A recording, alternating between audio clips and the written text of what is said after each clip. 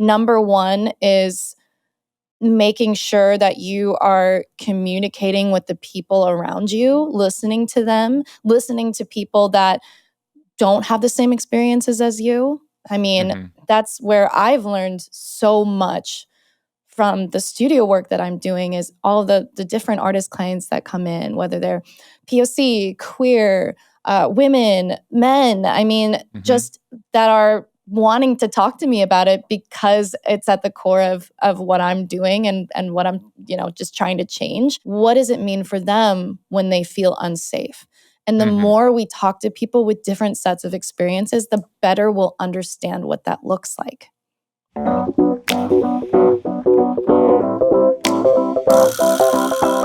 What's going on? Welcome to the New Music Business. I'm your host, Ari Herstand, author of How to Make It in the New Music Business, the book, 3rd edition, all formats, hardcover, ebook, audiobook. It's out now. You can find it wherever you find books.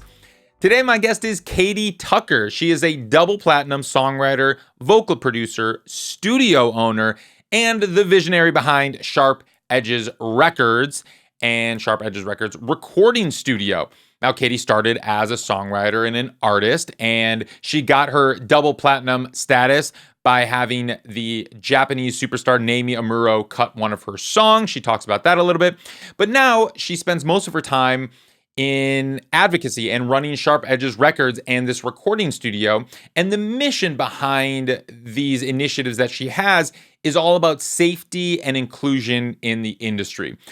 One of the reasons she created the recording studio was to create a safe space initially for her clients and her artists, but also now she has seen a need in the industry to bring that safe space to the recording studio. And we talk about that a bit. She also created the event No Creeps, which I was honored to be part of just a couple months ago in LA.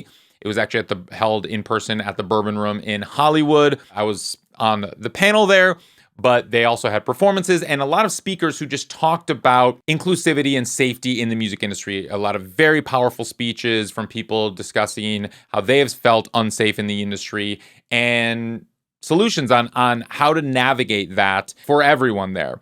The event raised money for Backline, the nonprofit providing mental health resources to music professionals. And we've had Hillary Gleason, the founder of Backline, on the show. You can check out that episode. So after that event, this is where I met Katie and invited her to come on and talk about what she is working on in the industry. I think these are very important conversations that we need to be having, people on all sides. She talks about this echo chamber that can exist from those that have felt unsafe in the industry, but everybody needs to understand this and hear from those, whether they felt unsafe or not, that we are all participating in this industry together and we all have a part to play. And so Katie gives really great resources. We have linked to a few of those resources and their digital zine that they put out in the show notes. You can check that out. Listen to this conversation, and I encourage you to take away some concrete steps from this on how you can be a better participant in this industry, making this a safer place for everyone. You can find Katie on the socials at Katie Sharp Edges or the record label at Sharp Edges Records. You can find Katie Tucker on LinkedIn. You can find all of us that make the show happen at Ari's Take on the socials. You can find me at Ari Herstand on Instagram. Visit aristake.com, get on the email list. That's where the best way for us to communicate with you. But right now, if you wouldn't mind just pausing this, leaving us a 5-star review on Spotify or Apple Podcasts, give us the thumbs up on YouTube, hit the subscribe button, hit the follow button, and guess what? Spotify now has comments. If you're listening on Spotify, you can leave us a comment. If you're watching this on YouTube, you can leave us a comment there. All right, let's get into the show. Katie Tucker, welcome to the show. Thank you so much for having me, Ari. Absolutely. So this is a really cool looking space that you're in right now for those that are watching this. Tell me about it. Where are you right now? This looks cool. Yeah, so I am currently at Sharp Edges Records, the recording studio that I own and run in North Hollywood. Cool. And so Sharp Edges Records is both well, tell me about it. So it's both a label and a recording studio, or? Yes. So the original vision for it actually was before I even got the studio. I had already been doing some artist development on the creative side. So I was writing songs for artists, helping them record, vocal produce, and working with producers as well. And I just wanted to, really expand on that vision and hone it for myself and what I offer. And so it originally started as more of a creative artist development company. So I would have artists come to me and I would help facilitate their vision from the start of a song through the final master. And I was really passionate about that. I'd been songwriting for a long time. And just as the company grew, I had always wanted to run, just have my own recording studio so that I could bring my artist clients. So that is when I opened up this Sharp Edges Records studio. And that was the beginning of 2023 that I opened this location up. Nice. Oh, very cool. Yeah. So, you mentioned it briefly, but give me a little background. I know you started as a songwriter, and you've had, and I know a double platinum with a Japanese artist. But I'm curious to just like tell me, give me the whole kind of the story of what led you up to Sharp Edges Records, because it's quite a pivot from a working songwriter and artist, and I'm curious like what brought you here and why. Yeah, so I went to Berklee College of Music, studied songwriting, and from there I went to New York, and I was just loving writing, whether it was for other artists or for Sync and things like that. And I really thought that, okay, the songwriting was going to be my career fully. Yeah. And that's kind of when the Japanese record came out. So I was working with someone who was working with Avex at the time. And I had a What's song. Avex is a label that that is in Japan and I think other countries as well. But Avex Japan is what this guy was working with. And I had just a song placed in their catalog. And this song had been sitting probably for 2 years. I mean, you know how it goes. Sometimes you pitch a record and you don't hear anything for a long time, and then all of a sudden somebody's interested. So I had it placed in this catalog, and that's when Namie Amuro's team reached out to me and said that they were interested in releasing this song.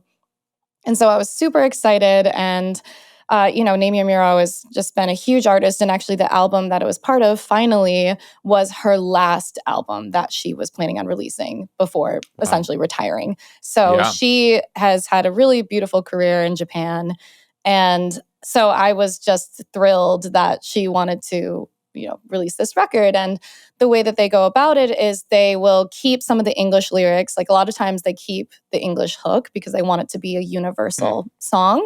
But then they will have a Japanese translator come in and adjust, some of the verse lyrics and things like that and translate them into Japanese. And actually, side note, crazy story on that, a girl that I went to Berklee with ended up being the Japanese translator wild. And she also recorded the demo version in Japanese for Namie. So that was just a wild. She reached out to me on like Facebook, I think, and told me about that. Amazing. Cool. I was really excited, and I was transitioning from New York to LA at the time. And so I decided to move to Michigan for a summer because that's where I grew up, and spend time with my family and work a little bit and just save up for the cross-country move. And Namie's team reached out to me and said, hey, we want a bridge and we need it by tonight. And so I was like, because I was in Michigan, I had no recording equipment. I had like no means of really doing it. So I literally grabbed my iPad, used GarageBand, and recorded it in a closet. My idea. I just sang it out in GarageBand, sent it to them, and they ended up loving it. So it was great, Sick. But it was just hilarious because I was like, I don't know how I'm going to make this happen, but it worked out. And so I was really excited that happened. And, the record ended up and the album itself ended up just breaking records in Japan and going double platinum, as you know. And she actually did this massive tour where she ended the night with the song that I wrote, Do It for Love. Amazing. And so it was just a really, really beautiful, incredible experience just to see a song like that, and actually got collaborations with like Hulu and just a bunch of things like that, and really helped me step up on the songwriting end. And so I really loved it. And, I had been doing the pitch game for a while, and, you get a lot of no's, and it can be disheartening at points. And I just started to realize that it just wasn't going in the direction that I really wanted it to go in fully. And then the pandemic hit. And so that's when, and fortunately, with the Namie record, I was able to invest in some of my own studio equipment just for my own home studio at the end of 2019.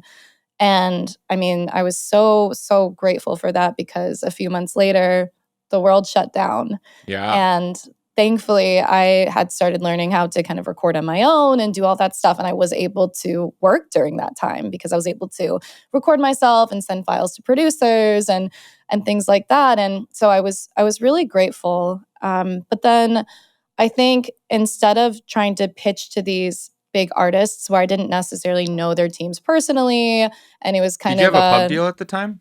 I did not know. Oh, I wow. was Okay. just working with other people that had relationships. And Mm. so I just kind of I got a little bit tired of pitching to artists Yeah. that I wasn't connecting with. Yeah. And so I started to work more with up and coming artists in the room. And that's where I really felt like, okay, this feels right. This feels good. There's heart in this. And I just love talking to artists and talking about their stories and helping bring out their authentic voice and vision, and Mm. just creating a space where they felt like they could be vulnerable and be able to tell their stories to me, and helping make that into a song. So I was loving that. And that's kind of where Sharp Edges Records came in, because I said, I just don't think I want to go the publishing route, the sign to a publishing deal, get thrown Yeah. into a million sessions. It just wasn't the path that felt right for me. I really loved having that personal touch with the artists and working with them on a more consistent basis. Mm-hmm. So that's when I decided, okay, why not just do it for myself? Because the independent game is strong right now. You really can build your own brand and your own business. And so I wanted to find something that felt authentic, and, the core of it being something I was really passionate about. And so that's how Mm-hmm. Sharp Edges Records was born.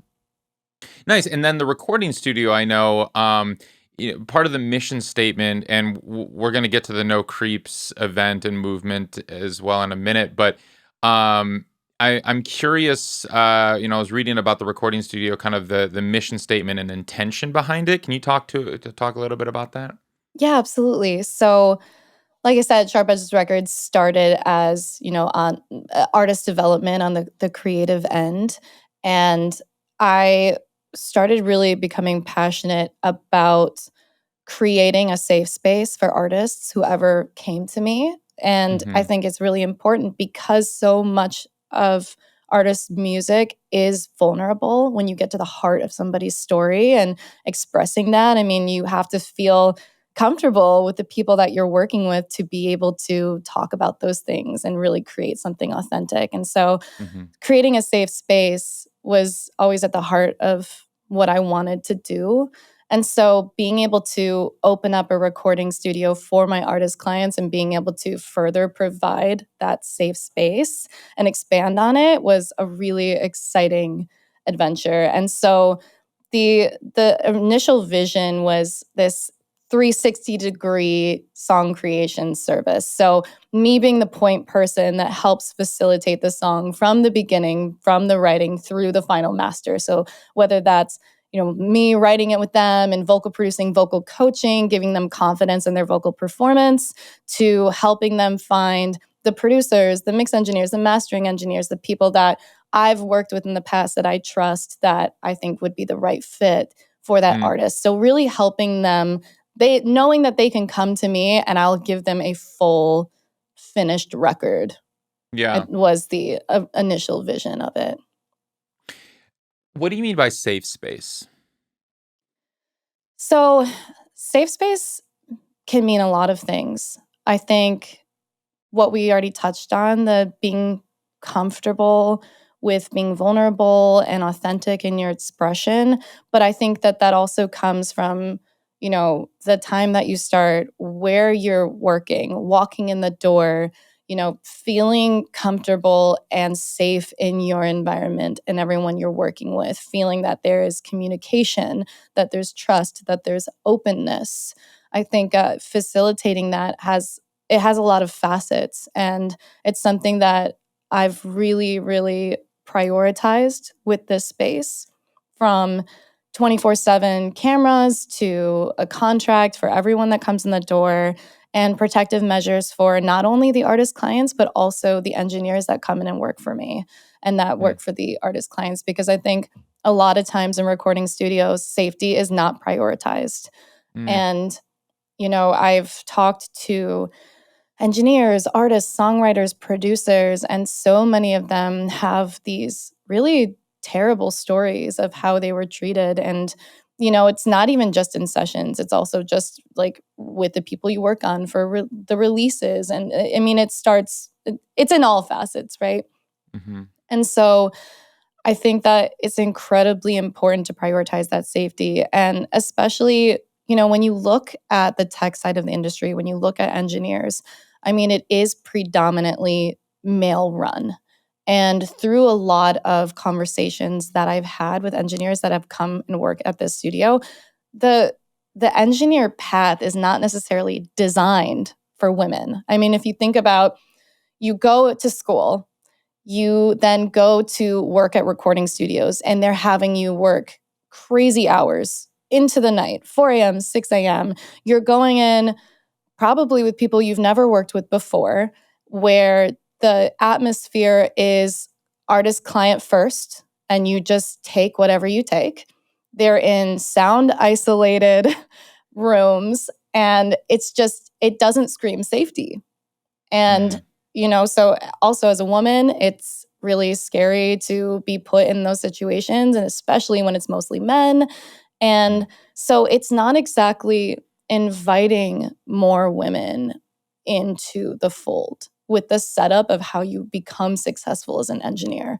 And so that's Mm. something that I've become really passionate about offering, is that safe pathway to more engineering and more engineering clients and people that work for me, and just trying to change that and really prioritize safety at its core, because everyone should feel safe in the studio at all Mm. times.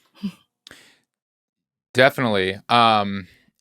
What do you what are some like measurable concrete steps that you think other recording studios or companies or producers or anyone on the tech side could do to make it a more inclusive space for women on the engineering side? Yeah, I think that's an amazing question. I think it starts from changing the culture on all sides, I would say. First off, with studio owners, really talking to the people that are working at the studio, talking to the clients, asking them, hey, what does a safe space mean to you? What do you look for when you're going into a space? Mhm. And, whether that's cameras running 24/7, where that's having contracts in place to ensure that people, the communication is right from the get-go and you understand the expectations. Also, there's an organization called Female Composers Safety League that's doing some really incredible work. And they're actually putting together a program for recording studios and music companies and businesses to learn how to further increase safety, and just Mm. being able to then implement those things into your own studios. So there are a lot of really incredible organizations that are also creating those things as well. And that's where also, Ari, to be honest, I don't have all of the answers. I've truly Mm. been a student in this, because when I first opened the recording studio, well, first off, I didn't take the engineer path. This is just everything that I have truly Sure. learned from engineers that have come in my studio. And I engineer as well, but I've done it very, for very specific artists, and I'm choosing the hours and I'm choosing what I want to do. Not all engineers are able to do that. Yeah. So I've definitely become a student, because when I opened this recording studio, I really only saw it as an expansion for my artist clients to come in and work. But the vision has changed just based on the need. I started having more artists come in and say, hey, can I run my own session? Because at this previous studio with this previous producer I was working with, it was a really unhealthy situation. I didn't feel safe. I didn't feel comfortable. And can I work at your studio instead? And so I started having more of these people come to me and ask to use the studio for content creation, for mixing records, for, all these different things. And I just realized, okay, this is bigger than what I initially saw it as. This isn't something that's just for me. This should be a place that's for everyone, because people are screaming for more safety and begging for it. I mean, it's a really tough thing to navigate, because think about all the home sessions. Think about, it's Yeah. things are done in such different ways. How do you, pull all of that together and find a way to do things as safely as possible? And I think with a lot of people I've been talking about this with, different organizations that are starting their own initiatives around safety, saying, okay, is there some kind of, because we don't have an HR for the music industry, for example. Right. How can we create something that resource that everyone can go to, knowing, hey, if this happens or I feel uncomfortable, what are the next steps? What do I do? Yeah. And so yeah, the need just became much bigger than I anticipated, and I decided to just go with it, because that's what people wanted it to be, and it wasn't just about me anymore. Yeah. And so it's been, a really great experience so far. Yeah. So, you know, uh, the music industry, I don't feel like had its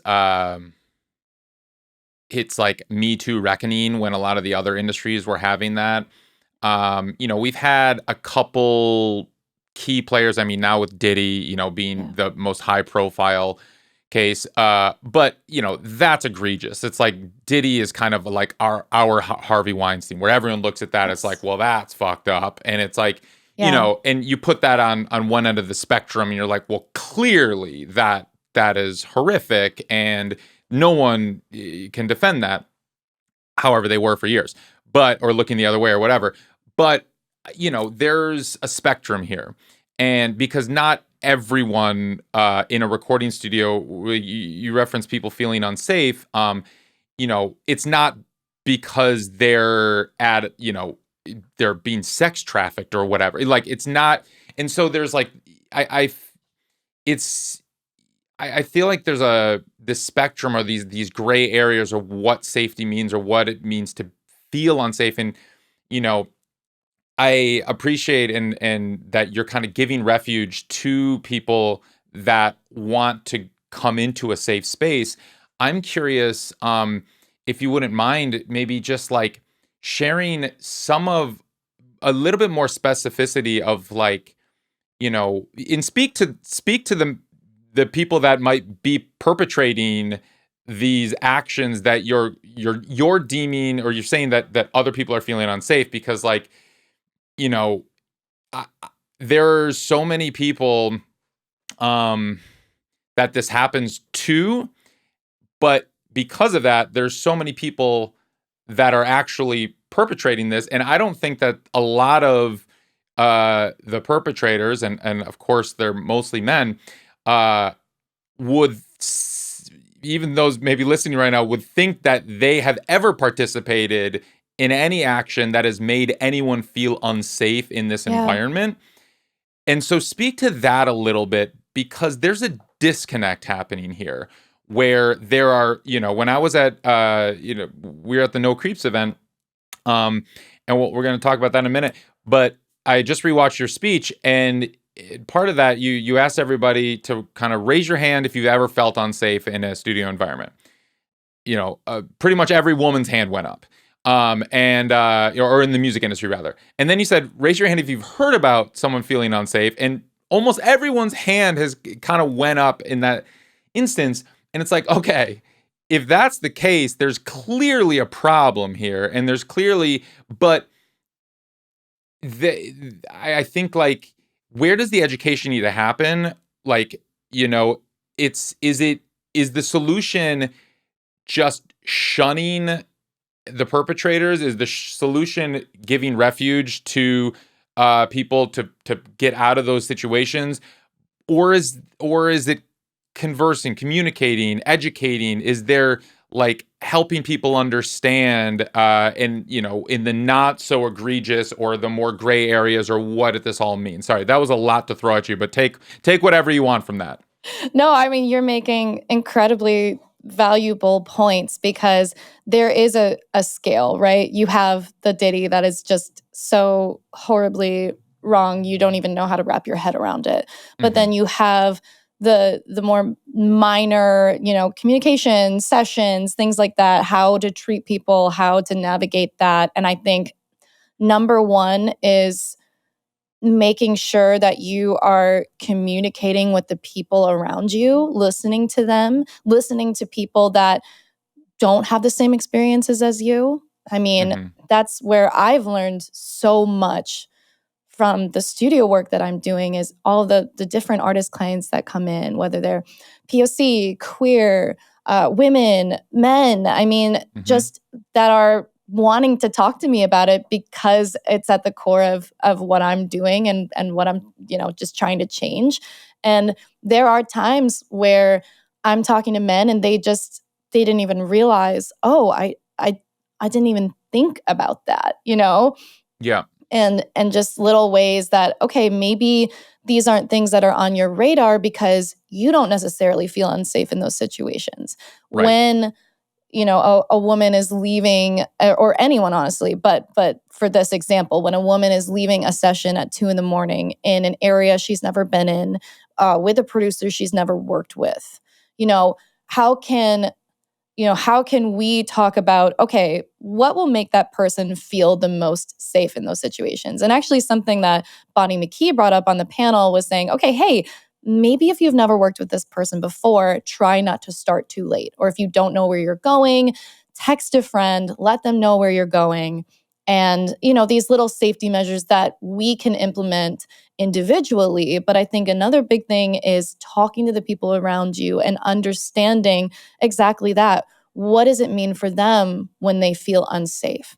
And the Mm-hmm. more we talk to people with different sets of experiences, the better we'll understand what that looks like. Mm-hmm. So I think that that's a big part of it. Yeah. And right, and it's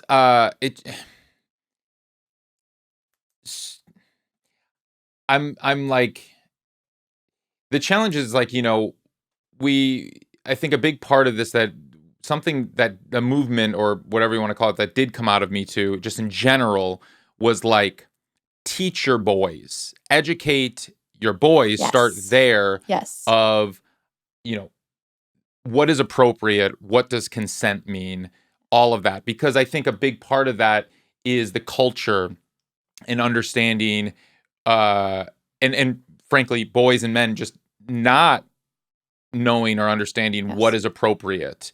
And it's a lack of education and understanding. Mm-hmm. Not every single offender is a sexual predator or a Yeah. rapist on that end of that spectrum.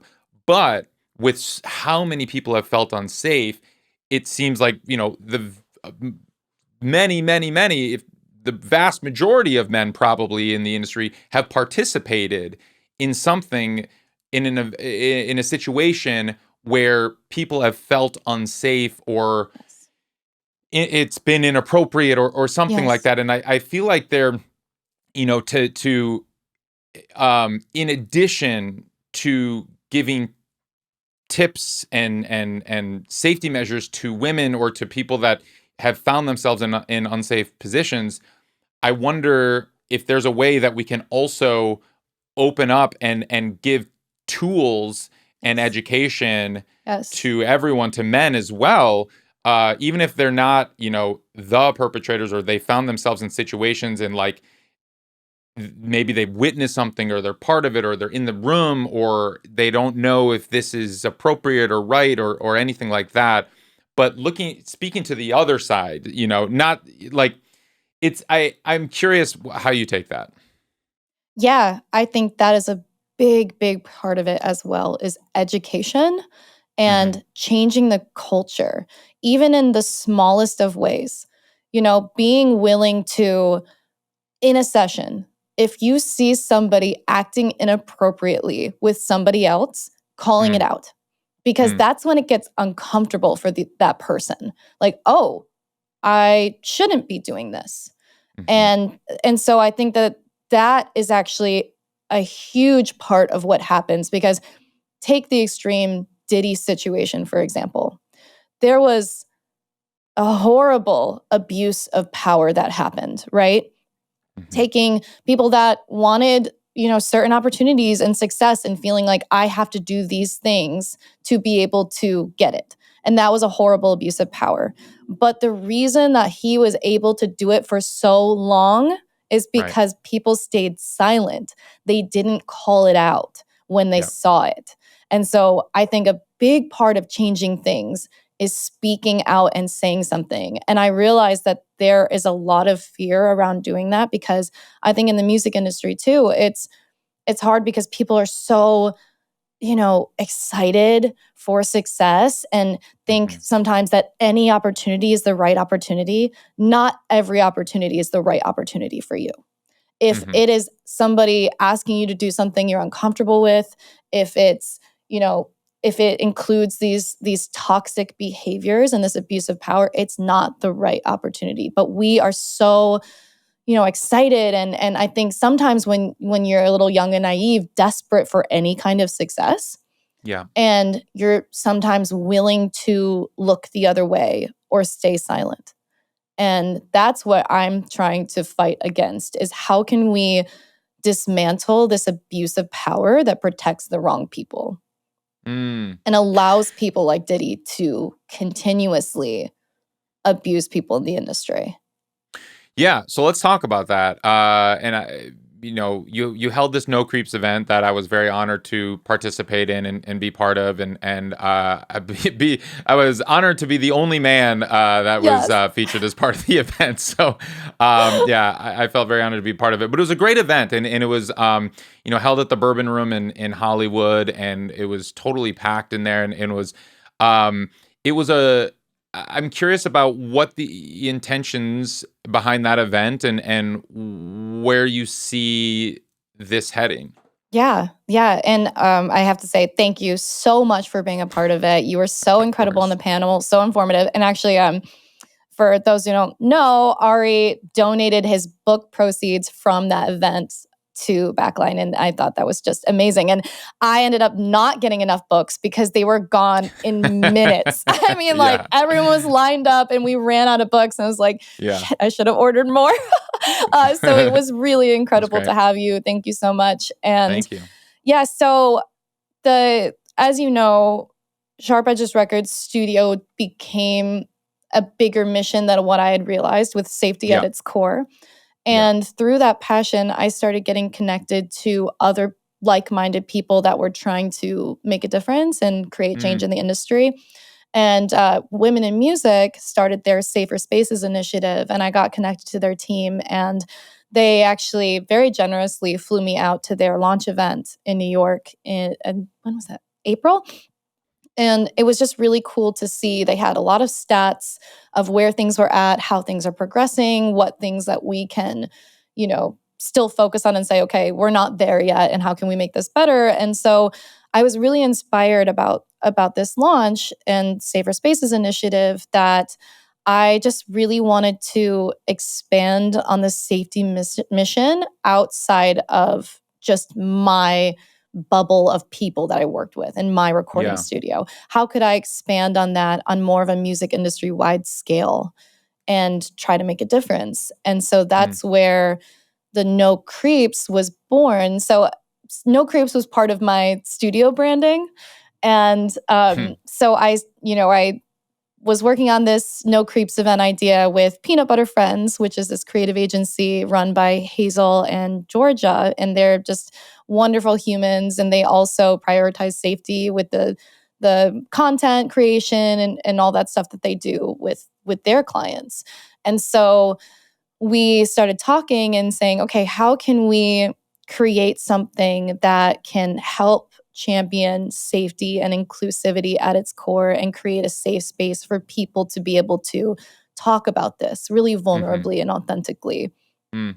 And so we wanted to create this event. And, I was thinking about as well how there are all these incredible organizations that are working on their own resources to make the industry a safer place, but navigating it can be really overwhelming. And I think when something does happen, or when you're trying to learn and when you're trying to create more safety, it's hard to know where to turn to because there are so many things out there.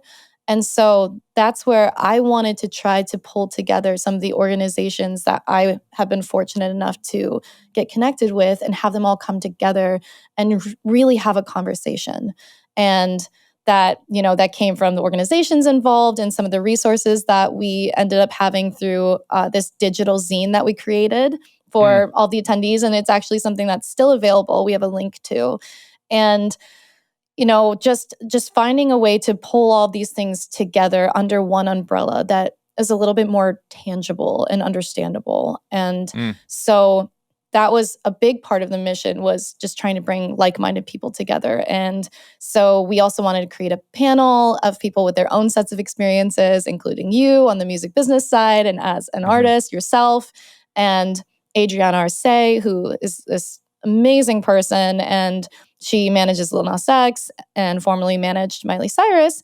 And of course, Bonnie McKee, who is just an incredible human, songwriter, artist, all the things. And pulling people together to talk about their sets of experiences and, some advice that they could give as well. And moderated by Jessica Vaughn, another Jessica Vaughn of Head Bitch Records, Head who we've Bitch had on the Music, show. yeah. We've also had Bonnie McKee on the show. Incredible people in their own right. Yeah, absolutely. And I've been working with Head Bitch Music for a little while now, and it was just so amazing to have them on board. And Jessica absolutely killed the moderator role. I mean, great. I was just floored. It was amazing.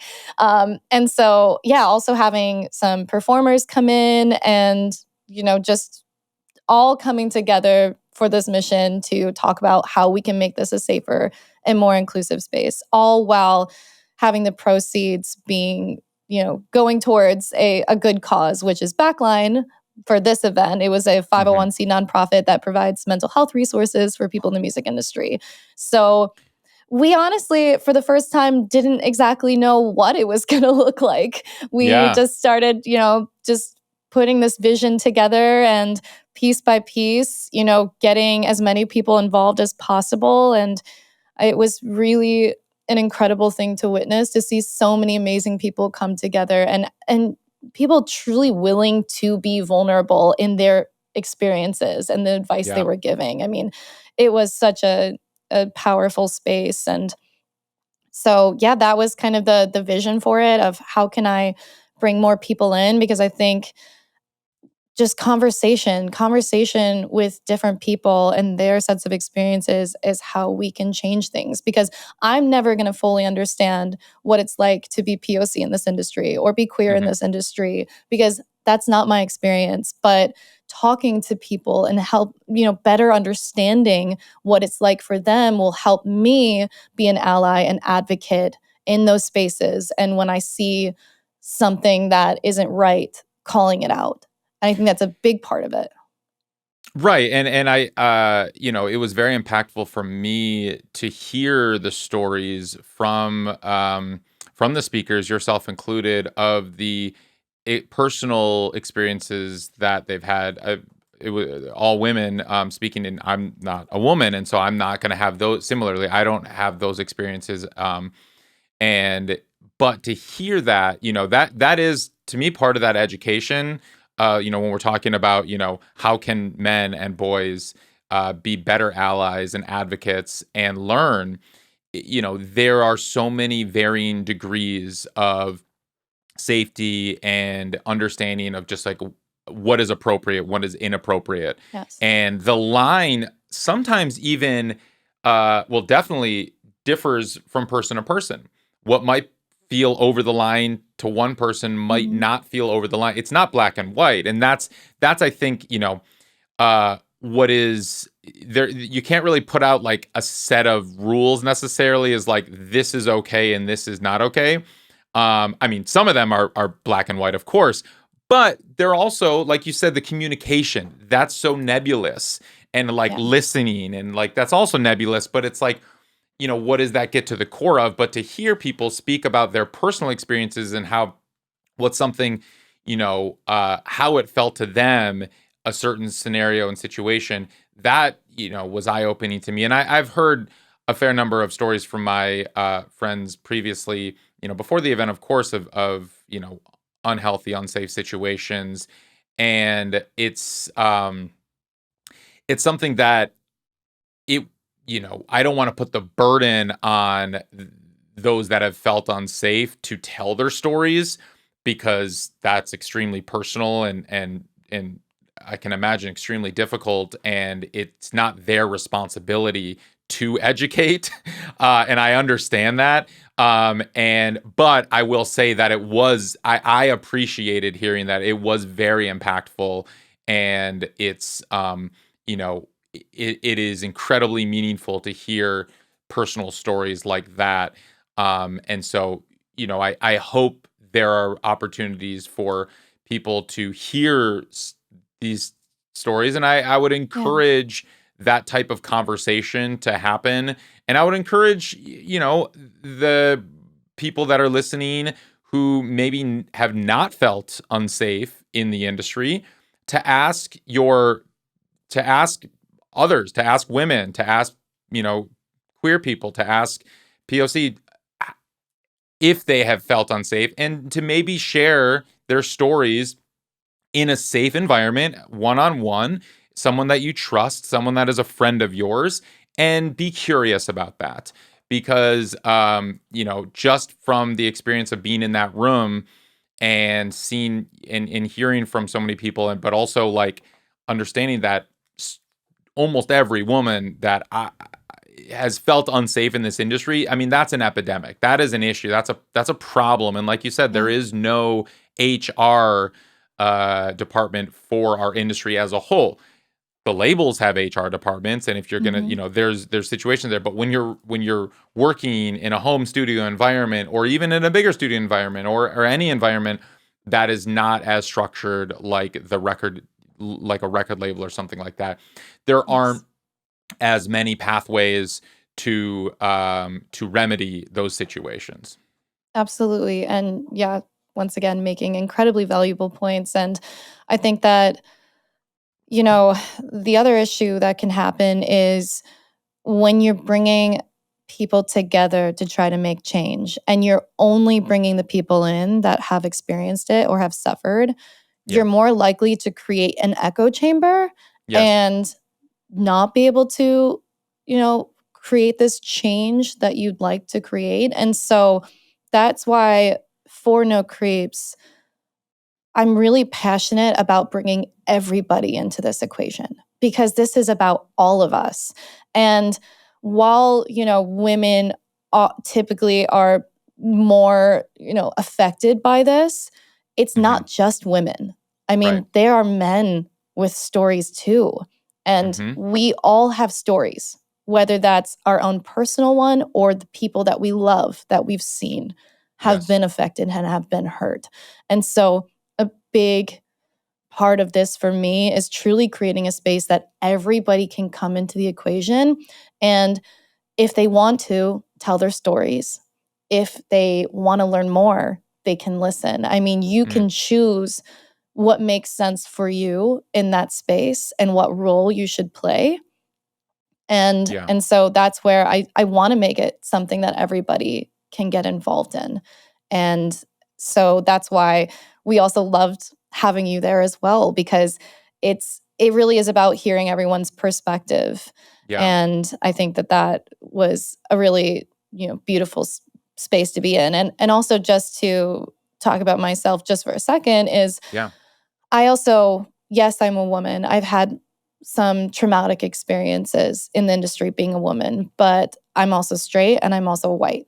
And so there are parts of these experiences that I'm not going to understand, but it is up to me. It is my responsibility to listen and help create that change and help speak out in situations where maybe somebody doesn't feel comfortable enough to speak out and they feel silenced. And so a big part of this as well is for me to also create a platform for others to come in and express their experiences. Because, like you said earlier, I think some people are tired. You know, they're tired of having to speak up for themselves Yes. all the time.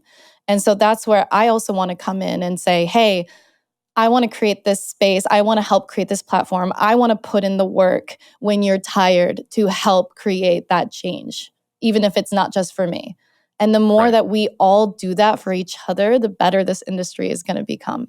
And the more that the culture is going to change when we feel comfortable enough to speak out when we see something.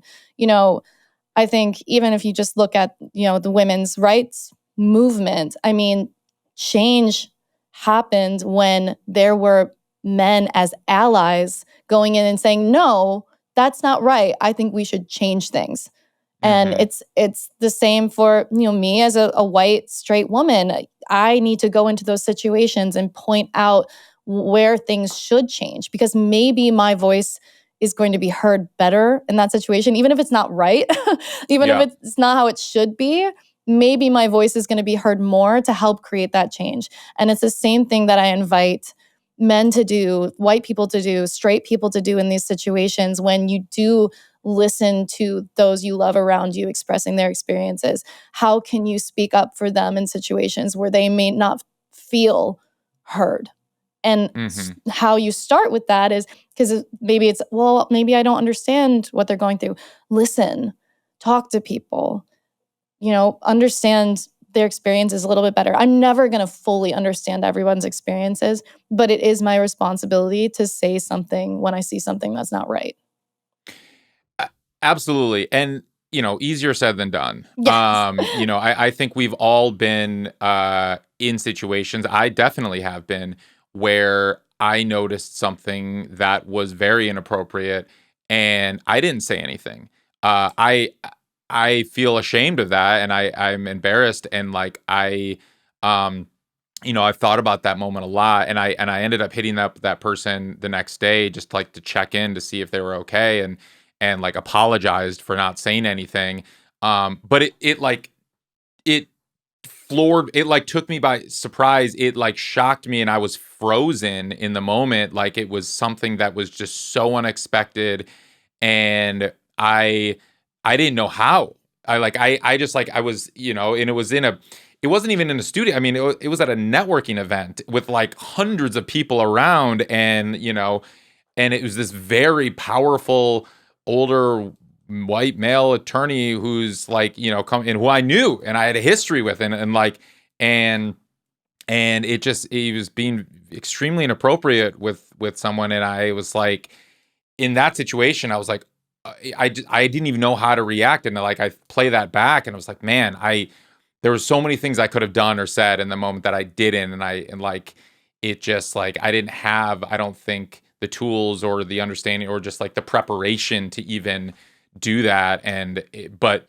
it's like that was such like a one moment that I think about a lot because it was something that I feel responsibility for that I should have said something but it's and especially like I people probably find themselves in those types of situations all the time because saying something also it's like I if I could put myself back in that situation again I know what I would have said and I like that hindsight is 2020 and I like would have done Yes. that but it's also thinking about it, it's just like okay this guy is he was it still is a very powerful person in the industry and it's something like like you're talking about how with Diddy it's just like when they have so much power they get away with it Mm-hmm. and no one wants to challenge that power because of what they could do and so it's like I feel like there are people that don't speak up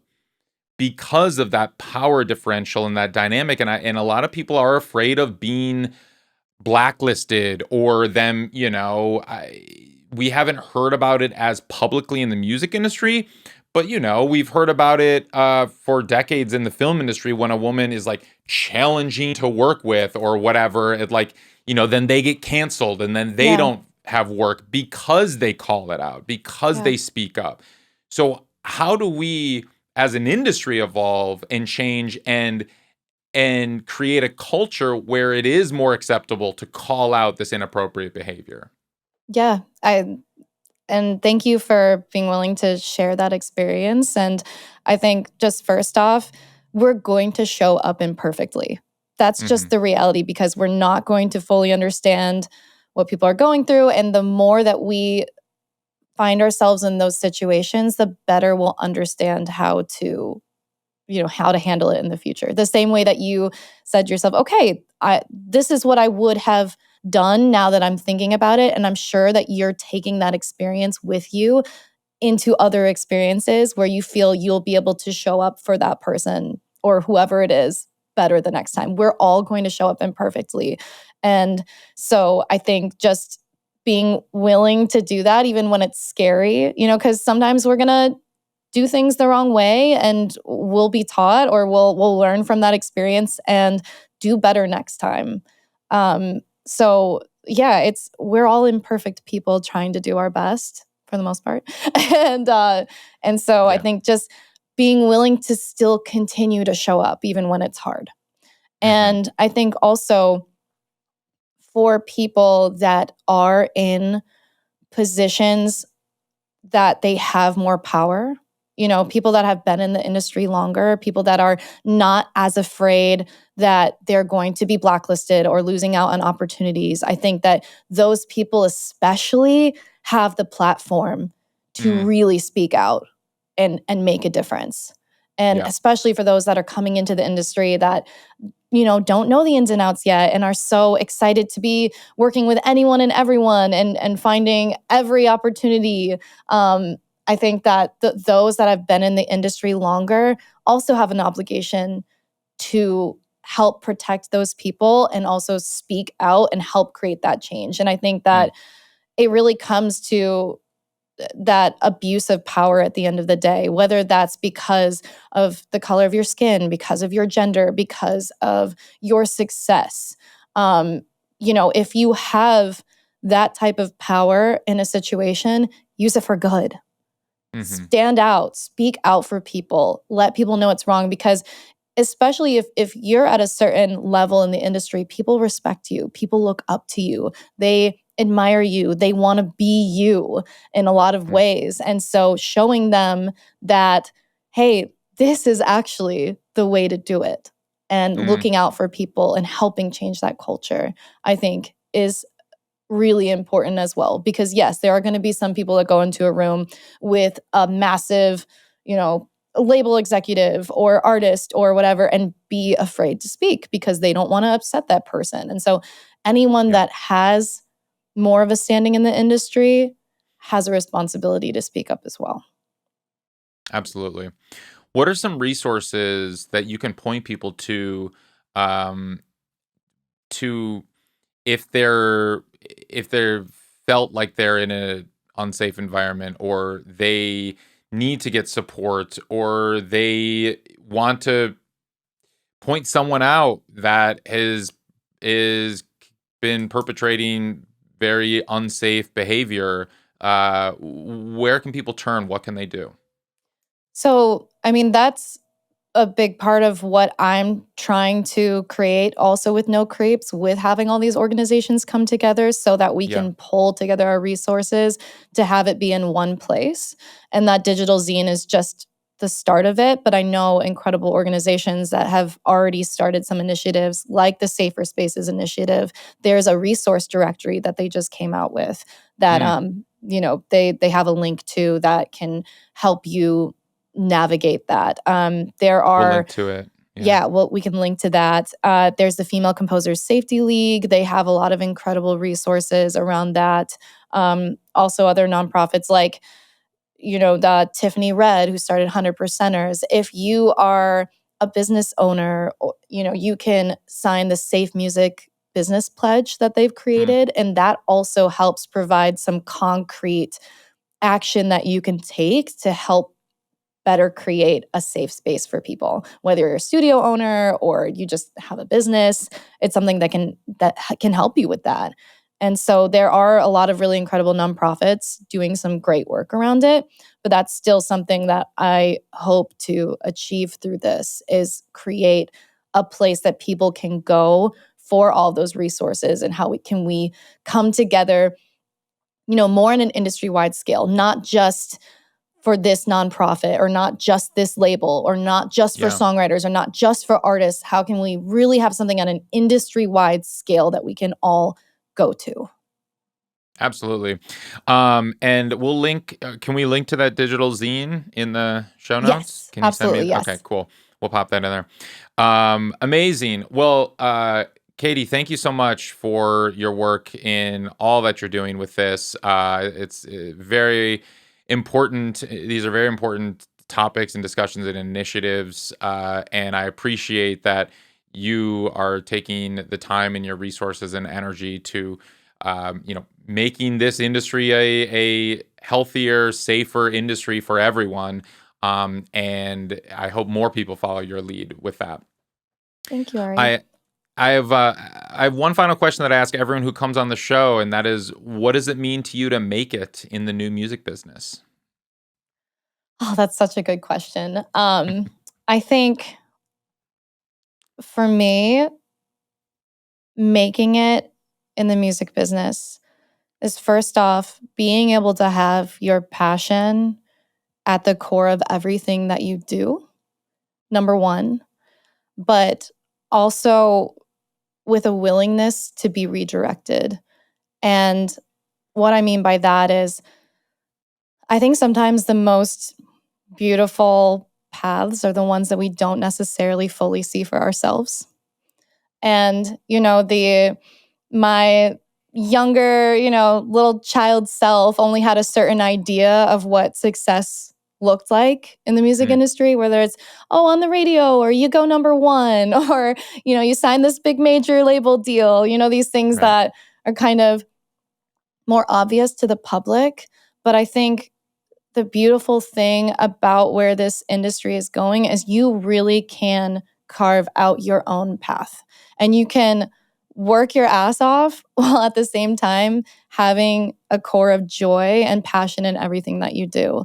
And I think that sometimes people that love music question whether or not they want to do this as a career, because they're scared that they have to sell their soul, or they have to, do these things that they don't want to do. And I truly believe that in this time, you really can have your passion at the core of it all, and your authenticity, and still build a brand for yourself and build a business. Because I also think right now, people are gravitating towards authenticity when there's so much out there. They really gravitate towards that. And if you're doing something passionately and authentically, that's what people are going to care about, and what they're going to gravitate towards, and going to help you build a fan base, and people that are going to come back to what you're doing. And so I think that it's definitely possible to be passionate and still have a career in this and build a business at the same time. And just to quickly clarify on the redirection, this year I promised myself that I would not say no to anything because of fear. And it really pushed me, and especially in the No Creeps event. I mean, it was 7 months of not knowing what it was really going to look like, and just pushing through that, and being willing to be kind of scared, like in a really good way. But, just making sure that redirection is something that you're passionate about, and you're not letting fear take over. Because I think also sometimes you think, maybe I should do this instead. And you kind of convince yourself because you're afraid to go for that thing. And so, as long as the redirection is like, this feels right. This feels good. This might not have been what I thought it was going to be, but this feels like the right path for me. I think that kind of redirection is really beautiful, and just allowing your career to unfold. And, there's only you at the end of the day. And, what you bring to the table is unique and special, and what no one else can bring to the table. And that matters. And so just, I think that's what it means to me. That was a very long answer. It was great. But yeah. Katie, thank you so much. Thank you, Ari. Thank you so much for having me. Today's episode was edited by Ari Davids, with music by Grassroots District, and produced by all the great people at Ari's Take.